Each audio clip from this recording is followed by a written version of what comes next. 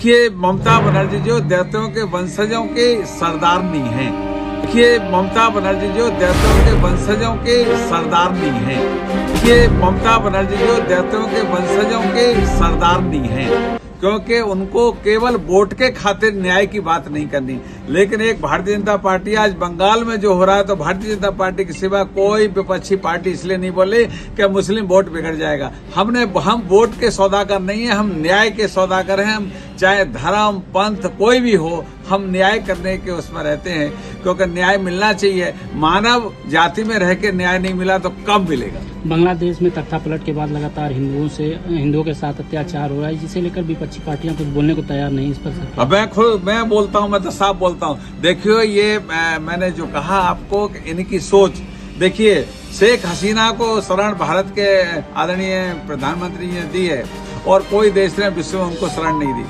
आप बताइए, मैं आपके माध्यम से पूछना चाहता हूं कि आप अपनी माँ बहन की बेटी का कोई अंग वस्त्र ऐसे प्रदर्शन करेगा? कोई करता है क्या? क्या मानवता है क्या ऐसी?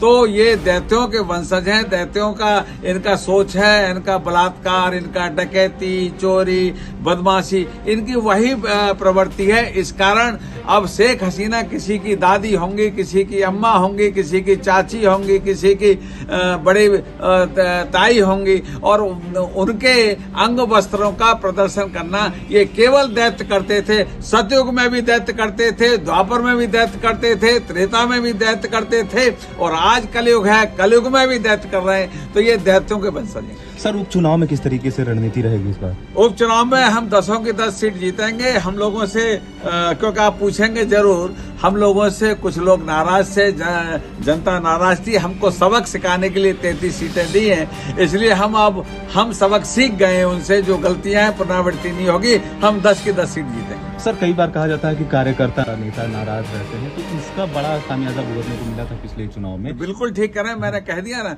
सुबह का भूला शाम को घर आ जाए तो भूला नहीं कहा जाता। हम लोगों ने अपनी गलतियों को सुधार किया है, इस कारण 10 की 10 सीट जीतेंगे। सर, हिडनबर्ग को लेकर के बड़े देखिए, हिडनबर्ग तो ये देखिए, राहुल व्यक्ति जो है ना, न तो वो हिंदू है, न मुसलमान है, न क्रिश्चियन है, न ईसाई है। वो तो पांचवी कोई अलग कौम है। तो उन्हें हमारे देश में अस्थिरता पैदा करने के लिए उनकी सोच है, उनकी भावना। खुद माँ बेटे जमानत पे छूटे हुए हैं, और उसके बावजूद ऐसी स्थिति है। ये इस परिवार ने इस देश का सत्यानाश किया, और इसने सत्यानाश औरंगजेब के रोड बनाए और महमूद गजनवी के रोड बनाए, लेकिन इन्होंने महाराणा प्रताप को दर्शाया नहीं, क्योंकि हमारे इतिहास को इन्होंने नहीं पढ़ा है। ये देश के गद्दार हैं। सर, 22 अगस्त को कांग्रेस कह रही है कि हम 3200 साल पहले जैन पंथ बना, 2800 साल पहले बुद्धिस्ट पंथ बना, और 2200 साल पहले क्रिश्चियन पंथ बना, 1450 साल पहले इस्लाम की स्थापना हुई, 353 साल पहले खालसा पंथ की। ये सारे जो पंथ बने हैं, सब अपने आप को इनके महान पुरुषों ने बड़ा सोच समझ के बनाया था, परंतु आज उसका सबका दुरुपयोग हो रहा है। जैसे भी कलकत्ता में, आप तो ये बलात्कार की बात कर रहे हैं, कलकत्ता में एक मौलवी ने 4 महीने पहले अपनी सगी बेटी, 16 साल की बेटी के साथ निकाह किया है। 4 महीने पहले, आप लोगों ने छापा है, वो तो टीवी में भी दिखाया था। उसने कहा हमको रात को सपना आया और हमने अपनी बेटी के साथ निकाह किया है। तो इसलिए ये दैत्यों के वंशज हैं, दैत्यों के वंशजों के आचरण के रूप में ये लोग काम करते हैं। तो ऐसे लोगों को भगवान माफ नहीं करेगा। ईश्वर क्या देरी हो सकती है, अंधेरी नहीं होगी। सर, कोलकाता में जिस तरीके से